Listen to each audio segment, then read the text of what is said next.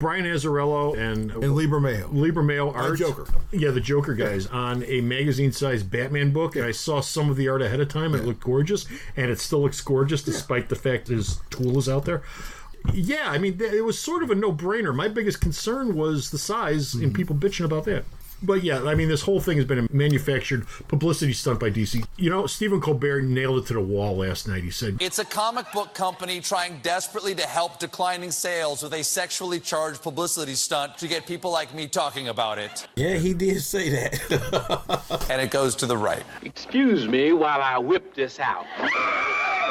It's just that I've read so often about you and Batman in the press, and, well, the experience of actually viewing you in the flesh is fate-making. Oh, please, Miss Stoneman, there's no reason to be disturbed. That's right. Behind our mask, we're perfectly ordinary people. Nurse, check his penis. Is it longer than mine? Oh, you should put that speech on tape. He pulls a knife, you pull a gun. He sends one of yours to the hospital, you send one of his to the morgue. That's the Chicago way. Hello, Chicago, hello! Hello! Hello! Gotta drink to that! Welcome to Alternate Reality.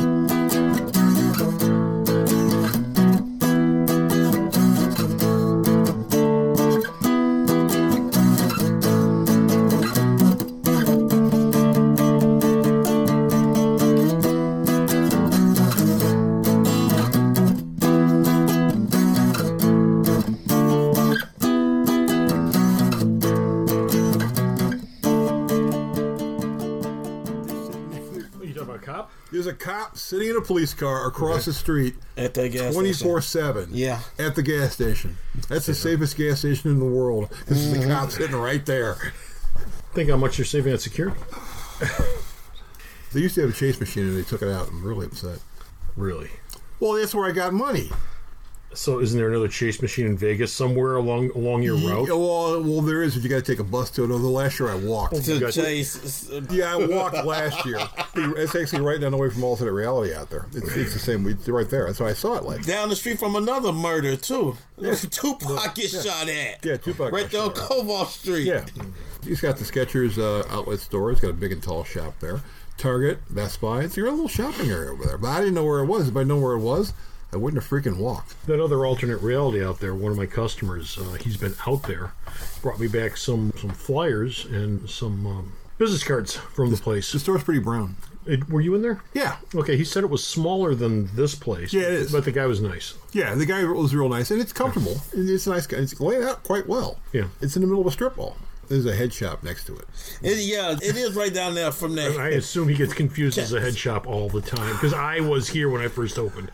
I first opened 25 years ago. Actually, it's 24 years, but I'm at the point where I'm calling this the quarter century anniversary. What is a quarter century? Is that silver? Is it silver? Silver. Yeah, silver anniversary. Is that what? Yeah, my silver anniversary is next year, but I'm just saying 25 years. The hell with it. When I first opened up, I used to have people stumble in here. Hey, man, where you got the rolling papers at? I go, well, I think they're across the street at 7-Eleven. Yeah. I don't have any. I don't have any. Why not? But the name of the place is Alternate Reality. Yeah, it's a comic book store. Oh, you mean they go online and look up your name? Yeah, they do. Yeah, they go, Alternate Reality. And then you get some rolling papers. Let's look it up. And I swear to God, they look at me with a straight face and they go, oh, you mean this isn't a head shop? No, look around you. What do you see that could possibly lead you to think this was a head shop? Oh, boy. I don't know, man. But yeah, very brown, very comfortable, very nice. Nice parking lots in front of it. And there's a whole bunch of stuff around the place. I mean, it's like shopping mall heaven over there. Well, people in Vegas got to shop somewhere. They're not all crazy about going to casinos and the strip. Well, you said people who live there don't go on the strip at all. Well, I know. I talked to a person that said that. There are people who live in Chicago who will spend their whole lives without ever going down to the Willis Tower, or the Sears Tower, there's a bunch of people or whatever the hell you call who've it. never gone down. Who closest to get to downtown is coming to work. Yeah, they don't go anywhere downtown. They don't shop. They don't know where any restaurants are. I'm like, you don't know where this is? No. Yeah, the touristy places, there are people who live their whole lives in Chicago. They'll never go down there. Or if they do, they'll be because somebody took them there. Hi, we're in town. You want to go? We want to go to the museum. Oh, I guess we'll have to go. I would assume Vegas is the same way, that there are people who live there who will never go down to the strip and have no interest in it. No, their friends come in. They'll go, let's go to the strip. But other than that, that's it. Although why they choose to live in hell's armpit is beyond me. Yeah, it's summertime. Well, it's 89 now, I believe. Yeah. Yeah. It's not it's a balmy 89. It's a balmy, he was there. It was 116. You know what it is right now here in Chicago? It's a balmy 65, which is wonderful. That's why I never go in the summer. I did that one time, and I'm never doing it again. And that's why Alternate Reality is located at the intersection of 111th and Kedzie in beautiful downtown Mount Greenwood. Better humidity. Alternate Reality, where all new comics are always 15% off every day for everyone. Folks, welcome to The Alternate Reality, the podcast for the store Alternate Reality. And I'm being joined today by those two Vegas derelicts themselves. Yeah, he just got back, and I'm going in 3 weeks. Rod Flash. Hello. Who isn't here for our last two shows because he was living in the airport waiting for the plane to come in. Yeah, could you kindly explain it to me when we're not recording? In a minute. Why you were there that long? Yeah. And also joining us today is the man who's heading out to Vegas. Yes. Good old Bocepheus. I'm going to see Sting and Shaggy, so this is going to be a weird combination. Sting and Shaggy. A guy who does, what is he, reggae? Reggae rap and Sting. Yeah, and Sting. It's a strange combo, but I'm not going to see Ozzy, so. Okay, folks, you've tuned in for an all-news update. And as always, with all news updates, we're going to do comic news, media news, wrestling news in that order. We're going to start off with DC news, and we're going to get the biggest story out of the way first. We're going to get the meatiest topic, the thickest load of stories from DC, the big event for this weekend. We're going to get it done, finished, and out of the way first. I'm, of course, talking about the first appearance of the Batpole. The first appearance of the Batawang. The real the Batawang. The Batawang. Bat penis. Yes. Bo, please tell us all about the bat penis. The black label. For those of you who have been living in a cave. The black label DC line popped up this week. The first book, Batman Damned, from Brian Azzarello and Lee Bermejo. We already knew this was a mature reader's book, but apparently people went, hey, in this panel, we can kind of see the head of Batman's penis.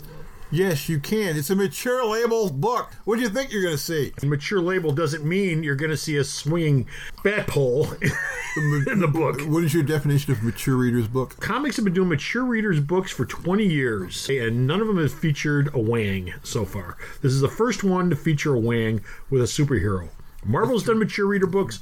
DC did a whole... Dr. Manhattan had a super Wang, okay? DC did a whole Vertigo line of comics, and if there were more than 3 Wangs showing in any of those books across the entire length of the line, I'd be amazed. DC's Wang scared.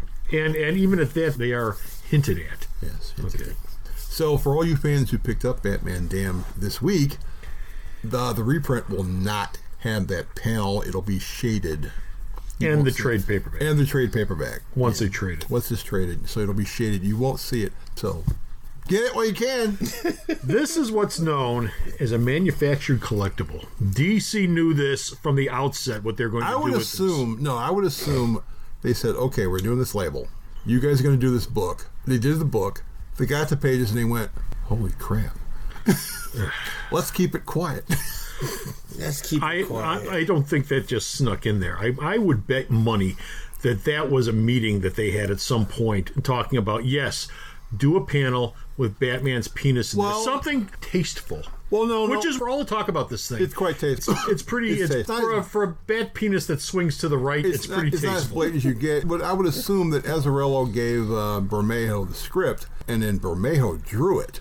No, but the idea to do this, I would bet you, goes all the way up to Dan DiDio. I mean, that sort of meeting. I'm not talking about creator and writer and artist meeting. I'm talking about Dan DiDio. This has been a whole manufactured publicity stunt that DC has put together. And I'm not saying that as a bad thing or as a good thing. It is what it is. It's been a manufactured publicity stunt. My biggest complaint about this has not been that Batman is walking around with a Wang. We can argue the artistic merits of that all day and all night, and it's a conversation He's hanging out with Catwoman for some reason. It's a conversation worth having. But my biggest problem with it is they didn't let anyone know, and I've got this thing racked where kids can get at it. And that's always been my big complaint with comic book companies who want to put stuff like this in. Image did exactly the same thing with their Humans book about 3 years ago. I remember that book. Humans was a book about monkeys who were men, so it was anthropomorphized monkeys, basically Planet of the Apes. But it was all about a biker gang on an ape planet. Every single issue out of the 10 issues, there was an erect penis, which is pornography, by the way, according to the Supreme Court. I went through this back in the 70s when I ran the Comic Book Emporium. Nothing has changed. If you have an erect penis, you have pornography. You cannot show an erect penis, much less doing anything with it. If you do something with it, that just makes it worse. The whole problem is compounded. And that's one of the reasons why I have an adult room. Would Batman the Damned have gone on the adult room? No, but I can guarantee you it would have gone on the counter, okay, where I could police it. I have no problem with selling adult material to adults, but if you're going to stick it in a mainstream comic book, you better let me know ahead of time, because I don't rack that stuff with adult stuff. I rack it so kids can get at it too. Not that any kid would care any at all about Batman the Damned, but there's always a chance that one could get their hands on it. And that's the thing I need to avoid. I'd like not to get shut down.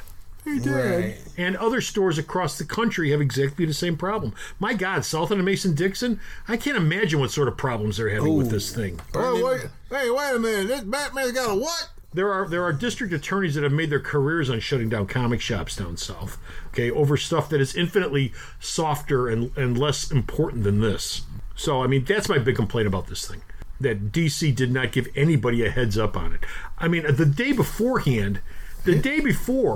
it would be nice if they'd sent out a thing that said, you know what, there's visible genitalia in this thing, or something, okay, an email to retailers, just to let you know, and you might want to rack this differently than the way you would normally rack this book. Mature reader is not a light that goes up in the sky like a bat signal that goes, adult, rack it somewhere else. But remember that DC's biggest concern before this book shipped was retailers are going to screw up the book by trying to cram it onto the racks in weird spots. That was the only thing they were worried about. Well, yeah, that was always the big thing, which is why in the shipping video this week, I made a point of showing, look, this book fits perfectly into a magazine bag. Therefore, it is a magazine. How are you going to store this? You're going to get a magazine bag and board and a magazine box, and you're going to stick it in there with all the rest of your magazines. All the rest of the time, it's a magazine. Whatever you're going to get. And yeah, that was the big concern about this thing beforehand. And you're going to ruin it. In the shipping video, I showed it in a magazine bag. Here it is. It's in a magazine bag. See? Look at that. Perfect. And that all changed like Thursday. Wednesday, I went through the entire day selling this thing. And one other thing I want to didn't even think about it. It popped up online Wednesday. People didn't. Yeah, later on Wednesday, once people got it home and started to flip through it, and they did an, oh my God, look at this, and it started to hit the internet. That's when. But I want to point something out, because I had a problem with a customer with this week. I get 15% off all new comics every day for everyone for 25 years now. Nobody has ever walked into the store and not bought a new comic that hasn't gotten a 15% discount. 25% off first issues. Batman Damned was 25% off at Alternate Reality. Yeah, first day. First day came out all day Wednesday, and it was 15% off all day Thursday. Yeah. I sold through about 85% of my stock by then, and I pulled the last 15%, because when it went up to $30 on eBay, that's when it's like, okay, Comic Book Man has bills to pay too. Yes, I get it. And there are people out there that think, oh my God, you're gouging customers. There is not one subscriber that did not get that book for cover price less 15%, 20%, or 25%. What's your discount, Rodney? 25%. What's your discount? 25. What discount did you get on that book? 25. There's not one subscriber that didn't get that book at cover price minus their discount. People called you and there is when not it came one, out and said, hey, can you give me a copy of that? Yeah, and there's not one subscriber who didn't call me on Wednesday or Thursday and ask me for, can I get this book, or can I get the other cover for this book? Yeah, the A cover, B cover. Yeah. And I didn't put it in their bag, and some of them are still sitting there for people to pick up as of right this minute, which is fine. And when they come in and pick it up, it'll be $6.99 minus whatever their discount is. But yeah, about 15% of my stock, I jacked the price up starting at like $12.99, and right now it was at $38, and I'm sure that price is going to drop at some point. But you know what? Most of the people who picked it up for that much didn't even bat an eye. Of course not. Most of the people, cool. But a couple of people who are regulars in here gave me a lot of crap for doing that. Why? Because I'm gouging the longtime customers, even though they already got their copy at 15 to 25% off, depending on their discount. About them? They wanted to get more copies for their friends. Oh, did their friends come in and buy speculating? Well, they've already told their friends that they would come down to the most wonderful store on the planet and get the $35 book on eBay. Actually, $70 book on eBay. I'm charging $35 because I'm not such a dick as everyone thinks I am. I could slap $70 on that and probably get it, at least right now. Not it's like Death of Superman. Try selling it for $70 today. Oh, you do it now. Your house with it, you do it now. But if you told all your friends, yeah, I'll pick you up a copy, don't worry. If you told 10 of your friends, yeah, I'd pick you up a copy, That's your problem, not mine. First off, how do you know that you're going to get 10 copies extra anyway? Or 5 copies, or even 3 or 3 or 2 copies. It's a $6.99 book. How many do you think most stores ordered? Not that many. It's a $7 comic. I ordered a bunch of them. I ordered up on them, but I always order up on books like that. And it was the first one of the new label. So maybe you would order it up on it. But as a general rule, some stores probably only ordered like 5 or 10. When number 2 comes out, I can guarantee you it won't sell nearly as many copies as this one. Oh, this is a penis in that, too. I don't think it will be. No. I would be willing to bet all these issues are already in and they're done. Oh, they probably are, but whether or not there's anything in there, like I said, my attitude is they had a meeting about this, and this first issue, the first one that's going to come out, the first one that's going to hit the shelves, this one is the one that's got everything packed into it, so to speak. The next 2, probably not. So you probably wonder what the other Black Label books are going to do. I don't know, but you can't pull this trick twice. No, you can't. Anyway, so that's Batman's Bat Penis. Moving on. Freedom Fighters, baby! Freedom Fighters. Yes. Punching Nazis in the face. Yeah, here's another manufactured publicity stunt from DC. Well, this takes place on Earth X. Understand? Earth X. Where the Nazis have... They won. They won the war. They won the war. Control America. That's always been the thing with Earth X, not the planet where Nazis win. You'll have Human Bomb, Black Condor, Doll Woman, and Phantom Lady. Uncle Sam is missing in action. And they'll be taking on their version of the SS, coming from the DNA of Plastic Man, so they'll all look exactly the same, but then it'll all look completely different. And giant robots. 12 issues, Rob Venditti and Eddie Barrows. And there'll be a lot of Nazi punching in. Yeah, a lot of Nazis getting punched in the face. A lot of punching Nazis. I'm there. Sign me up. Well, it's a good team. It's a good team. I like Eddie Barrows art, and I like Rob Venditti. Freedom Fighters has never sold worth a damn. Not that I don't think this book might not sell, but... Freedom Fighters is a terrible track record. Yeah, it does. Yeah, it does. It's always been inconsistent sales-wise. I think because Venditti's doing... Is he doing Hawkman? Yeah. So people will go, what does the guy does Hawkman? Hawkman's selling, so let me try this out. Now, it's a 12-issue book, so you assume by the time you get to 4, 5, and 6, sales will probably drop off. Well, it does with every book. Yeah, but people will go, well, I'm invested because this is a 12-issue thing, so let's get all of them. Going back to Batman and the Dam for a minute, there's a reason it's 3 issues. Yeah. By the time you get to your 3rd issue, you're done. Yeah, you're done. I mean, as far as sales go, you plateau by the 3rd issue, and then it's diminishing sales on a slow step down from that point on. So by the time you get to your 3rd issue, you're done. Especially for $7. Anyway, Marvel news. Behold, no Vision. The Vision comic is not happening. No, it's not happening. We talked about this the last show. You weren't here. Marvel decided not to do it. Why not? Well, they never explained why, but someone said the plans for the Vision and his daughter will not go with this limited series, which is a sequel to the Tom King book. And so Marvel, even though 4 issues were done, decided not to publish it. So they're scrapping this book? Well, I think that was not the idea, but then Chelsea Kane, the writer, kept talking about it to the point where Marvel went, look, we're done with you. Well, what was she saying that was so terrible? She was complaining, the book is done. She did. She and was there's 4 online issues, saying... and I'm not supposed to talk about it, and she kept talking about it. And so Marvel basically said, okay, we're done with you. We're done. We told you, we paid you, we offered you other work, and you're complaining about it. Go sell your stuff somewhere else. We're not interested in you anymore. So, but it'll probably still come out. They paid for it.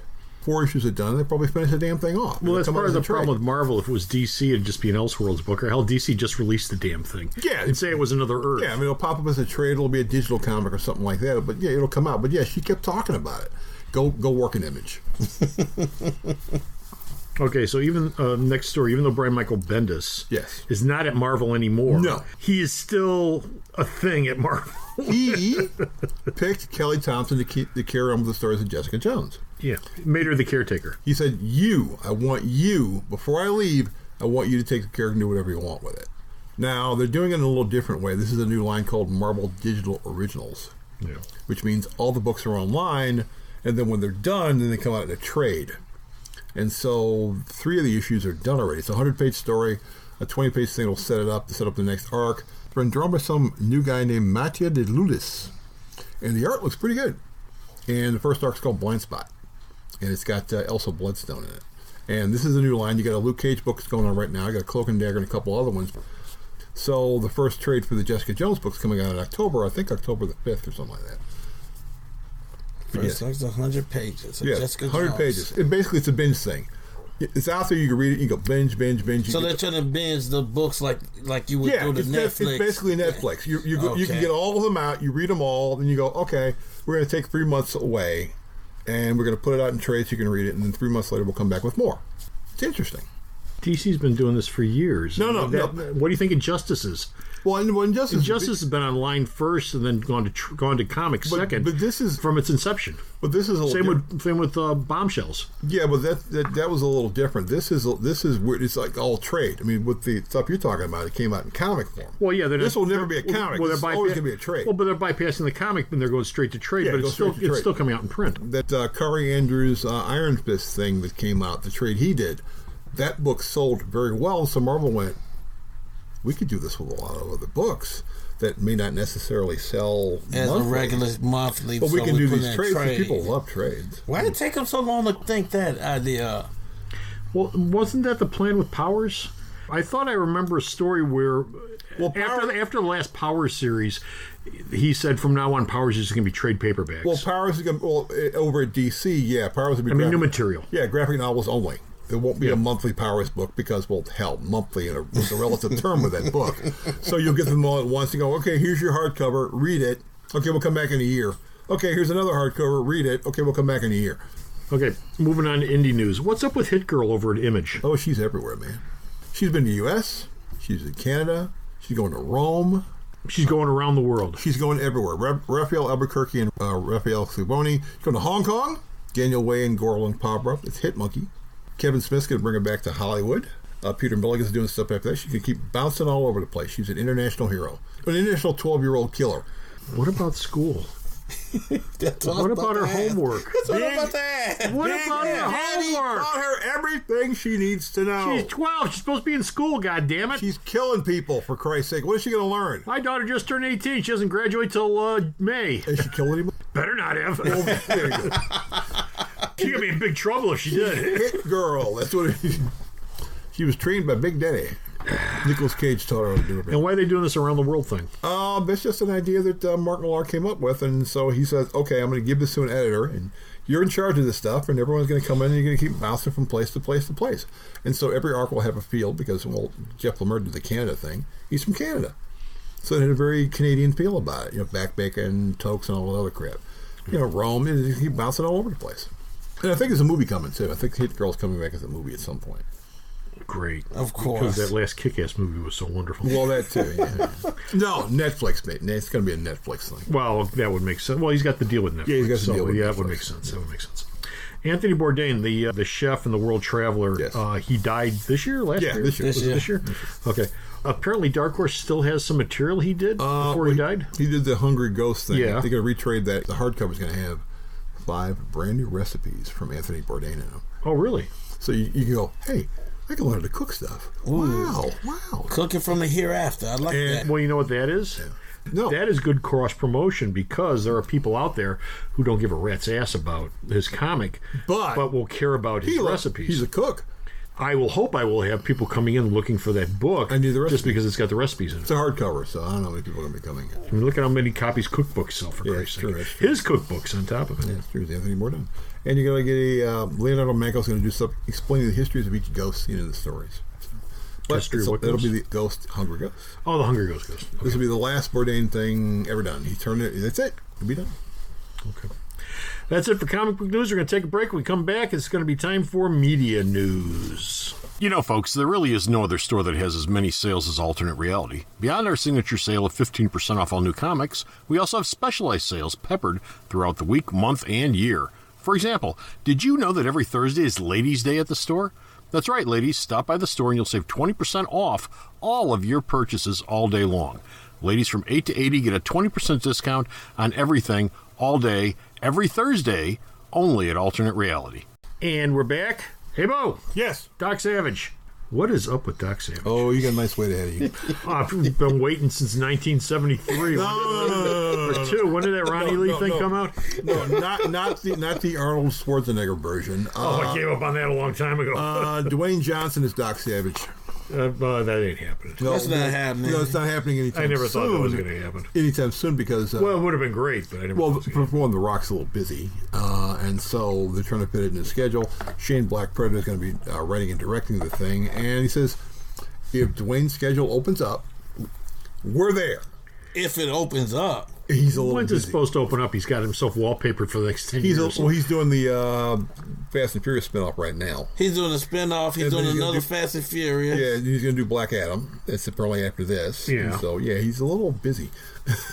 So it's never going to happen. Probably not. Probably not. Or he'll go, I got a weekend. What the hell? Do you know what he does that people don't realize? They'll stick a script up to her and say, you're the perfect bill for this character. Okay, I'm interested. And somebody leaks it, Dwayne Johnson's interested in this movie. And then they stick it out there. Then they go, wait a minute, he's already booked for the next 8 years. What time is he going to have to do this movie? He'd be cloned. Because he's even talking about going back to wrestling. Because, he can. He can do that. One of our stories are going to mention someone who's connected to The Rock in an interesting way. I didn't even know this. Oh, segue. You know who is coming back? You're not going to see Doc Savage, but I guess you will be seeing James Bond. James Bond. Yeah. They made an announcement this week. Terry Fukunaga. True Detective Season 1. He was going to direct the first It film. He is directing Bond 25. He wasn't even on the damn list. Yeah, how did he get picked? Which sort of means he and Daniel Craig are out somewhere, and he went, "Are you interested?" And he said, "Yeah, I can do it." And he said, "Well, I can do this, and I can also help work on the script if you want me to, because I can write stuff, and I'm a hot director at this point. I can do dramas, I can do action, I can do whatever the hell I want." And he went, "You're the guy. You're the guy." So Neil Purvis and Robert Wade, the people who've been working on the Bond film since the Brosnan years, they already came up with an outline, and production of the film will begin in March, which means there's no delay. So it should be ready by Thanksgiving 2020. 2020. The Danny Boyle script that they had, they went, see ya. Was it that bad? Well, it kind of annoyed Daniel Craig and Barbara Broccoli. Apparently Craig and Broccoli said, what will be interesting for this is my last film? Why don't we kill James Bond? Yeah, sure. And Boyle went, no, we can't do that. And he went, but we can just have someone play 007 and we can say James Bond's not a person, it's a code name. Well, no, that gets back to, is he a code name or is he a person thing? Yeah. That would answer that question. Yeah. I don't think they have any interest in answering that question. No, they were alluding to it in Skyfall. Yeah. And of course, the beginning of Casino Royale. Yeah. Okay, you are 006. How do I get to be 007? You have to kill. You have to kill someone. You have to kill a prime minister. Right. Pop. Right. Bam. I'm 007. I'm 007 now. Yeah, you get to move up in the crowd. Star Wars is on hold, but it's not canceled. Well, they're not on hold. Every film that they said they're going to do, they're still working on, still developing them. They're still going to do them. Bob Iger said, we had this idea of doing a Star Wars film a year. Yeah, we're not going to do that anymore. because of Solo. He said, we kind of rushed Solo out. It didn't do as well as we thought. So what we're going to do is we're going to work on the films a little at a time, and then when one's done, we'll tell you it's coming out. But we're not going to do a Star Wars film a year. It might be every 2 years. It might be every 3 years. But churning them out every year, we're not going to do that because it didn't work out with Solo at all. And Solo's not a bad movie. It just made a paltry $258 million, but apparently that's garbage compared to Disney. It wasn't enough. I know, Disney. Oh, you didn't make $500 million. Yeah, it wasn't enough. It's a flop. I had so many people that's actually defending Solo. Solo's a good movie. You don't really have to defend it. It's an indefensible Solo's a good movie, and there's nothing wrong with the guy playing Solo.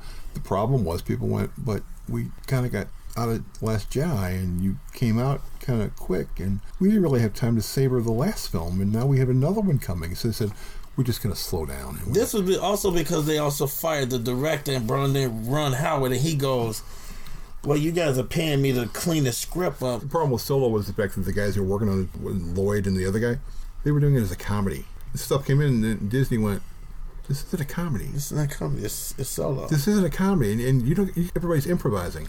So in other words, they didn't know the difference between smart ass and slapstick. Right. That's it. That's what was wrong with Well, the problem with that is nobody it was miscommunications at the initial talking level of this thing when these guys were hired. Apparently, they thought they were doing one movie, and Disney thought they were doing something else. That's why Michael K. Williams got fired from the movie. His part got completely cut out because it doesn't fit with what we're doing now. Because I'm playing a lighter, looser, sillier character, And Solo was not light, loose. No, he was a smart ass. That's what right. we liked about him. Right, he was a smart ass. He wasn't slapstick. No. You had the droids for that. Yeah. Well, in the original trilogy, most of the comic relief that doesn't come from the droids comes from Han Solo. Yeah. Well, I mean, if you take the because he was droids deadpan. out, He was deadpan. yeah. Right. If you take the droids out, the next person you go to for comic relief was Han Solo, and that's in all three films. Not that he didn't do heavy dramatic stuff too, like you know. Well, I mean, look, they're encasing him in carbonite, and she says, "I love you." He says, "I know." I mean, they're making even a joke out of that. It's like, whoa, and that was a line Ford came up with right then and there. So to do a more lighthearted version of Han Solo in the movie Solo is not out of character for that type of movie. It was too light. It was too light for them. Solo is not the type of movie where you're going to get into a lot of let's beat ourselves with a stick because we're Jedis. No, Solo's attitude is let's go out and make some money and try not to get killed. That's my idea. Well, I mean, that's the sad part about Solo. I mean, I always thought that, hey, let's take a look at a section of the Empire or a section of the galaxy. There's absolutely nothing to do with Jedis or Siths, or it's just guys trying to make a buck, running scams, and flying pirated merchandise under the radar. We'll show you how he got the Falcon. Because we heard about it, we didn't see it. Well, in Solo, we see how he got the Falcon. Yeah. And Woody Harrelson, of course, is great in it. Okay, we started off this show talking about Batman's junk, which is the big story for this week. Bat junk! Last week we did our In Memoriam episode, and if you haven't listened to it, go back and listen to it. It's episode 87. But the big news story last week, which we haven't covered yet, because we did the In Memoriam episode, was Henry Cavill and whether or not he was leaving Superman. Which, for my money last week, was a huge non-story because, as far as I know, he's got 5 more years in his contract and one movie. One movie left. One movie left. Still exists, and people didn't understand what Warner Brothers said. Well, the contract, they've got 5 years to make that movie. Yeah. So he's got 5 years left in his contract. What Warner said was, we're not working on a solo Superman film right now because they're working on Supergirl. And so people went, they're firing Henry Cavill. And then Cavill's agent, who happens to be The Rock's ex-wife, she goes, he still has the cape from the closet. And then Cavill said, I'm going to go on Instagram and troll people. Yeah, I'm going to sit here a bitch. in this, what is it?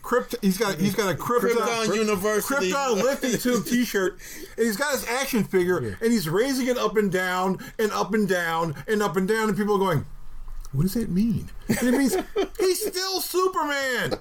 He hasn't been fired. They just said, we're not working on a film right now. Well, I am sure Henry Cavill would love for them to move things along a little bit so he could actually do something. Yeah, but he's spending an awful lot of time sitting around with his thumb up his butt staring at the wall. Henry Cavill signed up to do the Netflix show The Witcher, which means he's going to be busy for a year anyway. Well, I mean, as far as Superman goes. They don't have any plans. Well, originally they were going to roll him into Shazam.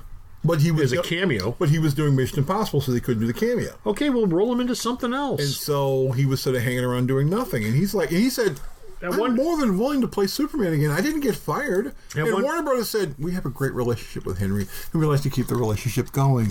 At one point, the plans for the DC Extended Universe, as much of a train wreck as it is now, but at one point the plan was to have Superman be the thread that would go from film to film to film. Right. He would show up, either make an appearance and end credit Easter egg, or actually be within the guts of the movie, playing not a principal role, but a tertiary role. Yeah. You know, hi, welcome to the DC universe. I'm here. You know, sort of like what they've done Robert none of Downey, that. what Iron Man is with a lot of the Marvel movies. Yeah, like or as Sam Jackson did at the beginning of the Marvel movies, Phase 1, showing up at the end of Iron Man. Did he show up in Thor?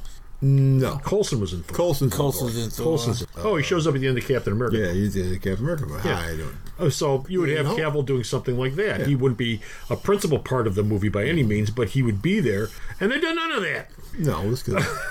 Because they still haven't figured out what they're doing yet. And so I go back to what I said. I am sure Henry Cavill is sitting around the house, staring at the wall, saying, I'd like to do something with this costume before I get out of here. Yeah. But see, when they were doing Mission Impossible Fallout, he and Chris McCord were going, you'd like to do a Superman film, don't you? Because you started out doing X-Men. And they had already worked on an idea for a film. Yeah. Matthew Vaughn's already worked on an idea for a film. It's not the people around him, it's the folks at Warner's who still haven't figured out what the hell they're doing. which is a recurring theme. We don't know what the hell we're doing. And that's always been the problem. Yeah. And that doesn't look like it's ever going away. That is sad for a company that big. Too many corporate heads talking in rooms to other people who aren't in rooms with other people. DC just moved to another division like this week. It's like, do you guys have any idea what you're doing? What? They moved to another division? They got a new boss, a black female. And what, Dan DiDio's? No, Dan DiDio and Jim Lee will be reporting to their new boss. So this is the new Diane. This is a new Diane Nelson, but she's in the consumer products division. So they're like, we're going to monetize the crap out of this thing. So now you guys are going to be reporting to her instead of reporting to no one. She's your new boss. So the woman who's in charge of the consumer products division is now in charge of DC? She's basically the person that they have to talk to, yeah. Dude, that's a bigger DC story than what we talked about before. That's an actual story. We should have talked about that. It's interesting. Good for her. I have no idea how this is going to work out. Somebody's going to get fucked. Well, poorly, not because she's black, but because she's head of making action figures and consumer products, and you're running a comic book company. You know what that is? That's Toy Biz calling the shots at Marvel in the 90s. It's Toy Biz. Yeah, that's Toy Biz. Toy Biz calling the shots at Marvel. Well, we think that the Spider-Man clone thing ought to go on for another 5 years because it sells so damn many action figures. Yeah, because it's action figures. That's a good idea. Fans will never stop talking about that. And they did. They still talk about the clone thing. Everyone loves Ben Reilly, even though, there's a Ben Reilly book coming out. I'm not buying that. No. But you love Ben Reilly. I'm not buying the book. At least once a month I get somebody in here that says, yeah, I stopped reading Spider-Man because of the clone thing. That was how long ago was that? Exactly. Exactly. Well, good luck with that. X-Men. What's going on with the X-Men franchise? Disney's about to get the keys to that place and kick everybody out the front door, I guess, and change the locks. Disney's announcement was every film that Fox has paid for and has been done is coming out. Bob Iger, the head of Disney, said this week, well, we don't own it yet because the deal's not done until the summertime, but when we do the X-Men films, Kevin Feige's in charge of the X-Men films. He said, we're not going to have two Marvels here. Everyone's going to report to Kevin Feige. Everything goes through Feige. Yeah, so the X-Men are the first thing that they think about, and Fantastic Four will probably be next. That's backwards. I mean, FF is easier to do. Yeah. I've been saying that from the beginning. FF's easier to do. There's less there that anybody gives a damn about. You can just throw them out there and do whatever you want to do. I'm assuming that X-Men has got a lot of work you have to do. I'm assuming that whenever the summertime begins, they'll probably go to Feige and go, okay, what do you want to do first? You've got a 9 to 10 movie franchise at least that goes back almost 20 years worth of continuity. You can make arguments about how screwed up the continuity is or how tight the continuity is, but it's there. They're going to retool the hell out of that No thing. black and white X-Men costumes are showing up. Well, what Iger said was Feige has a bunch of ideas already, and he said, well, what about Deadpool? And Bob Iger went, Deadpool could quite easily be a member of the Avengers. Oh, Jesus. Oh, boy. That should scare the hell out of you. Well, yeah. You're talking about Phase 5. Iger said there's going to be an Avengers 5, different team. Who knows what their team's going to look like? Yeah, who knows? I bet you that there'll probably be an X-Man in there. They'll probably stick somebody in there. Wolverine. No, actually, you know who they'll probably stick in there? Beast. Yeah, Beast. Yeah, Beast. And Iger also said he talked about firings, and he said that the gun thing, it wasn't his call. It was other people's call. Whose call? Iger said he had nothing to do with the decision to fire James Gunn. He, however, said he was all out of the firing of Roseanne. Yeah. But for Gunn, he goes, well, they kind of brought that to me. So he's still not working on the Guardians film, but I'm not the guy who pulled the plug. Basically saying, don't blame me. I didn't do it. Wasn't me. Okay, that's it for media news. We're going to take a break, and when we come back, it'll be time for Ding Ding Wrestling News. Every Sunday is super at Alternate Reality with our Super Sunday Sale. Each Sunday we pick a different character, family, or publisher, and we discount all of their comics and trade paperbacks 25% off all day long. What we pick for the sale is different each week, but each Sunday you'll save 25% off. And that's all day long, all day Sunday, only at Alternate Reality. And we're back. The WWE is investigating Orton on what? What did Randy Orton do now? Apparently, Orton has a habit of introducing himself to new writers by walking up to them, putting his hand down his pants, pulling out his wang. Like Batman. And yeah, going, this is the second wang story I was telling you about. Shake my hand. And the writers look at him and go, Excuse me? But you had your hand in your pants and your wang is hanging out of your pants. And he's going, what? You want to shake my hand? You big timing me? Should I tell Vince and Stephanie you don't want to shake my hand? What is wrong with you? And cutting a promo on them while he's standing there with his hand, which is covered, of course, with junk feces or whatever the hell it is. And his wang's still hanging out while he's arguing. And this is a story that happened like a couple years ago, but apparently he still does it. That is, on one level, at the very least, sexual harassment. Yes, that is. Whether he's doing it to a male writer or a female writer. That right there. And that's why they're going, let's look into this and find out exactly if he's doing this.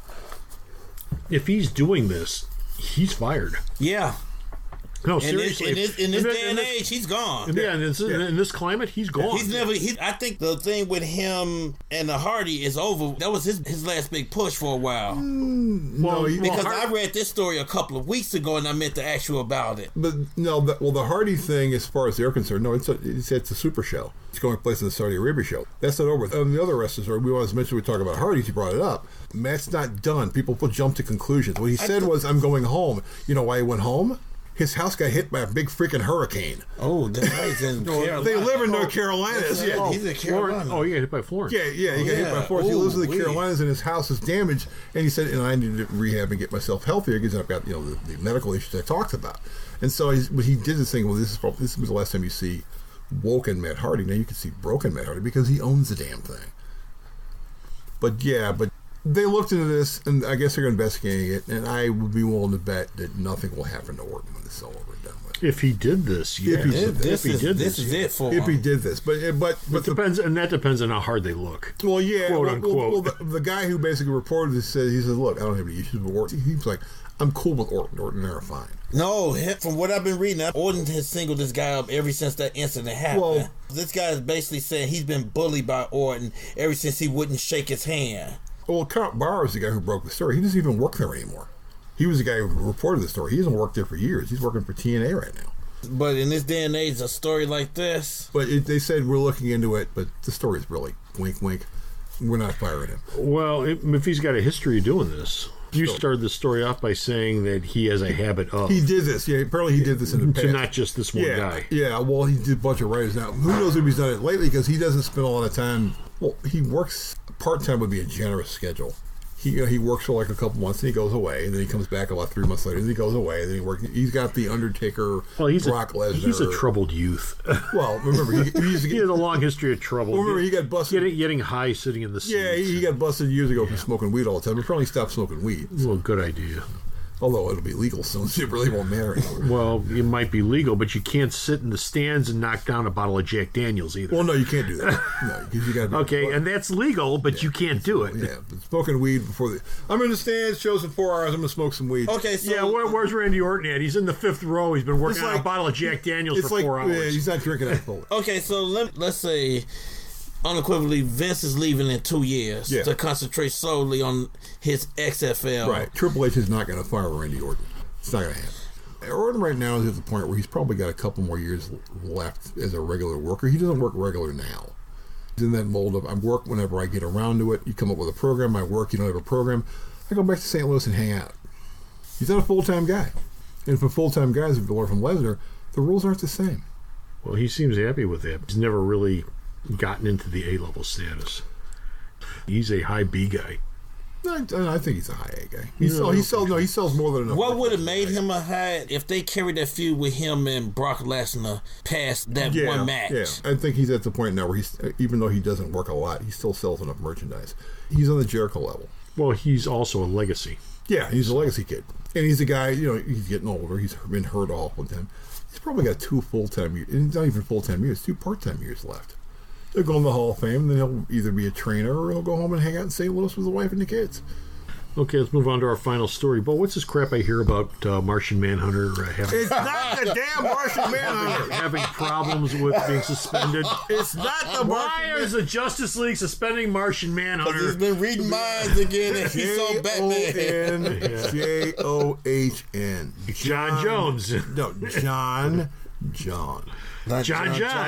You forget the H when you're talking about John Jones. Well, I just don't understand why the Justice League is having such a hard time with him. Because, for one, he eats Oreos and he walks around with his pecs hanging out all the time, and you can see his junk through his trunks. No, you can't. That's why he wears trunks. That's why he wears the trunks.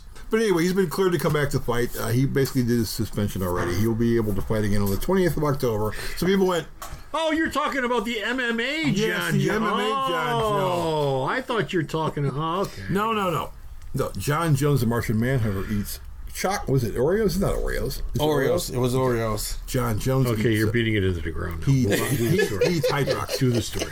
He's been cleared. Hydrox are better than Oreos. We had this conversation a long time ago. Hydrox are better than Oreos. I don't know that one. He's been cleared from his second anti-doping thing. He can fight at the end of the month, October 28th.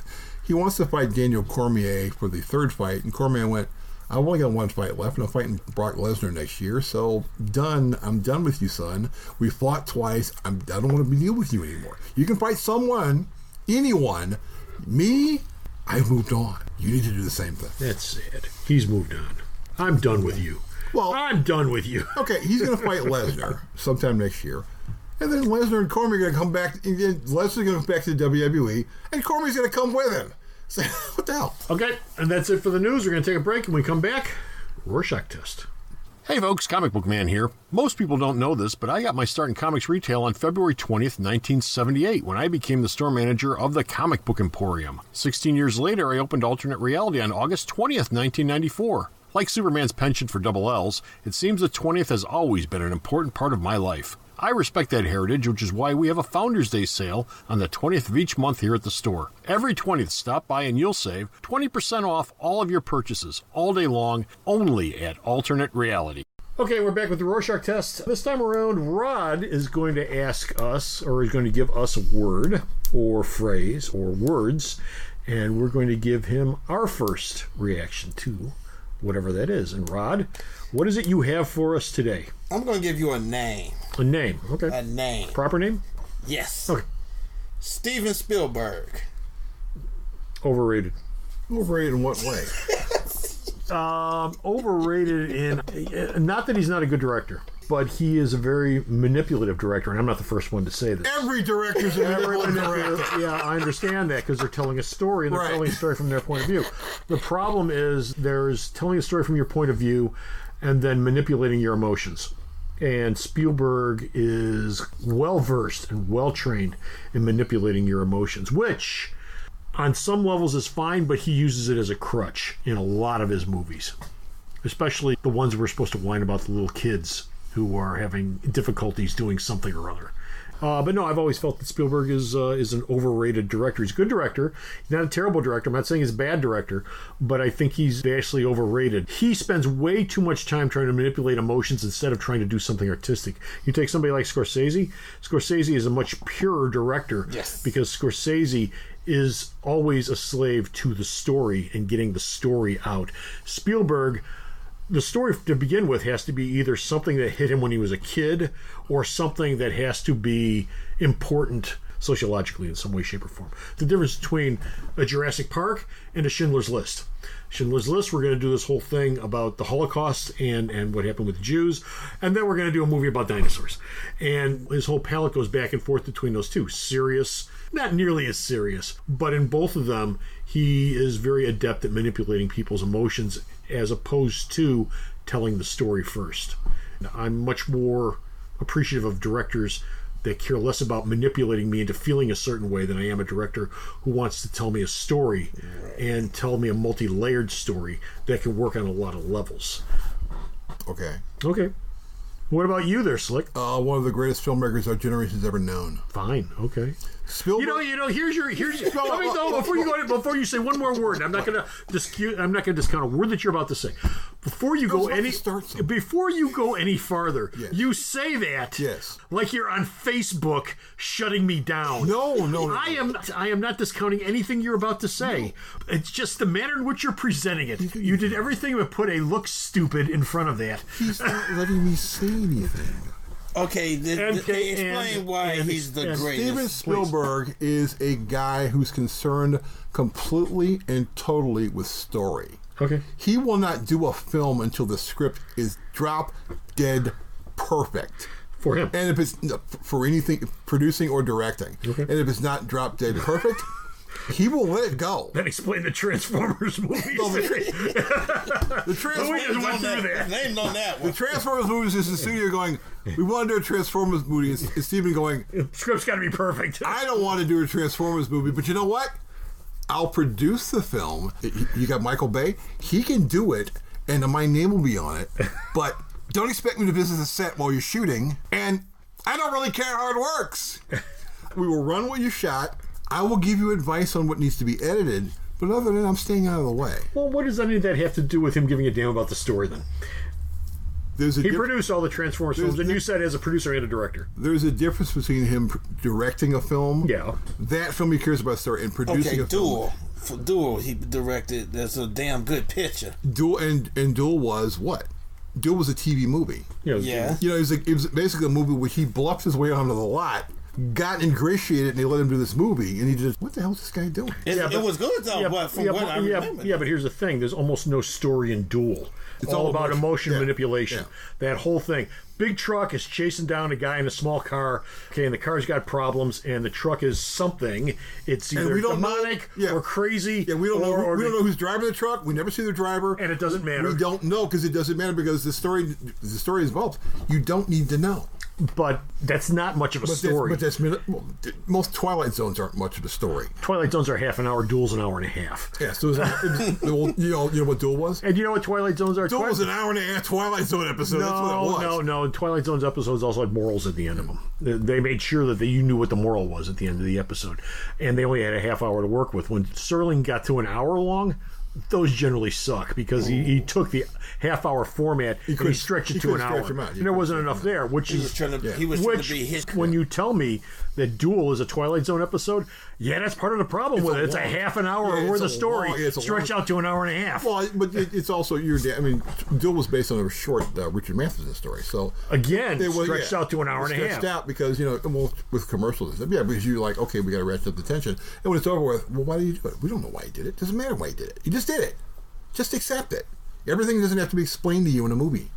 Sometimes stuff just happens. But what I was saying about emotional manipulation, Duel's a very good example of that, because all it comes down to is what do we care about this guy and how scared are we of the truck? That's ultimately, you boil that movie down, that's all there is to it. But you do a breakdown between Duel, Lincoln, and Amistad. You directed all three of them. Yeah. Is he playing with your emotions in Lincoln and Amistad? I'm not sure about Lincoln, but Lincoln is also like at far end of his career, although he's still making movies. But there are many Films and many Spielbergs removed from Duel. Well, Steven Spielberg at this particular point, but something like Jurassic Park, he wouldn't be making Sugarland Express at this point in time in his career. I can trace the line straight back to Duel.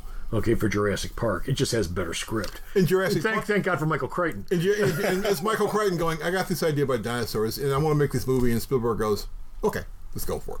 Yeah, well, it's because when you're a little kid, you play with dinosaurs. You love dinosaurs. And you're crazy about dinosaurs. Cool. Yeah, dinosaurs when you're a little kid, you're crazy about movie serials, so you do Indiana Jones. Yeah. When you're a little kid, you want to be taken away by an alien in a big ship. So you do Close Encounters. You do Close Encounters in E.T. Or E.T. You want, your little friend. But again, a lot of what Spielberg does, he goes back to when you were a little kid. What manipulated you when you were a little kid, that's what I will go back to, and those are the strings that I will hit. Yeah. And that's what I don't like. You don't like being played.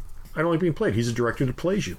And you're sitting there watching it, and you know it's happening. And you feel it. Well, I don't know about not caring. He did the same thing with this care. Ready Player One, he did that. And that's a great movie. Why is it a great movie? I haven't seen Ready Player One, but some reviews I've read, it's not a great movie. It's a really good movie. It's a Midland movie. It's a great movie. It's him playing with exactly the same thing I said before. You grow up and you're playing video games. Let's do a movie about video games. Because that's something that I can grab people's heartstrings on and tug on it. But Ready Player One's based on a novel that he liked, and the guy said, can I make a movie out of this? So this isn't something he came up with on his own. Ready Player One will probably, it did okay in the theaters. It didn't do horribly in the theaters. That film is going to make a crap load of money on video because it's a really good movie. And he's going through the same problem a lot of guys do. As you get older, people become less and less interested. Scorsese's got that Irishman film coming out. Once that film's out, both of those guys are fully aware of the fact, I only have so many films left in me. I'm about done. Spielberg produces, Scorsese doesn't. you're looking at a point where these two guys popped up. They went for completely different directions. They're buddies, they're friends. They both love the concept of film, but we're at a point now where we are looking at the end of their time. Scorsese does produce some stuff. He was a producer on Atlantic City, wasn't he? Yeah. He might have directed an episode, but he was primarily the producer on that. Yeah, he was a producer on Boardwalk Empire. Boardwalk Empire. Isn't he supposed to be the producer, not the director on the Joker film? Yes, he's a producer, but not a director. Yeah. So, I mean, he does produce. Yeah. Produced stuff before. And he's also a guy who's got a copy of every single film that's ever been made. Well, good for him. Everybody needs a hobby. So he sits there, so he gets bored and goes, I'm going to watch a movie today. I'm going to watch a surf film. Well, we're getting into Scorsese now, not Spielberg. But yeah, I mean, Scorsese goes way back into having great love and great respect for the art form of film. I don't think Spielberg, while he might have great love for it, I don't think he has quite as much respect. Not that he doesn't respect it, but I don't think he has quite as much respect as Scorsese for the history of film and the art of film. Well, part of that could be social abilities. Scorsese grew up as an asthmatic kid. His escape from life was going to the movies. Spielberg grew up in suburbia California, so you had different perspectives. And yet, when the two of them get together, though, that's where the big ego comes from. That's exactly what I was about to say about. If you're talking about ego, I've never heard any stories of Spielberg showing up anywhere and throwing his weight around. He's a regular guy. He just happens to be worth $1 billion. Well, everybody who works in Hollywood at that level has an ego. Yeah. You can't get away from it. Yeah, you can't get away from it. But when it becomes overbearing, that's when it becomes problematical. Yeah, I mean, he's the kind of guy who would show up to a regular restaurant like a Denny's or whatever and order food and just sit there like everybody else. He doesn't throw a lot of airs. And Spielberg and Scorsese is the same thing. They're just regular guys. Yeah, we make movies, but other than that, we're just regular guys. Okay, and that's it. We're done with Fish. We're out of here. We got no more time for news, but be sure to go to the store's website, myalternatereality.com, where you'll find more Bose's news. You'll find more of JR's reviews. You'll find more Vito Carli reviews. And you'll find all about shipping and just about everything else about the store, Alternate Reality, at myalternatereality.com. Gentlemen, you have anything else you want to finish up the show with? Bo? There was a weird meeting this week. The Impact people were at the WWE studios, but everyone's vague about what they were talking about. They said, well, we're not buying Impact, but if you're not buying Impact, then why were you there? And Triple H is the one who called the name. Studio tour? It's not a studio, it's an office building. Okay. Field trip? Could the yellow school buses pull up? Toronto, Connecticut.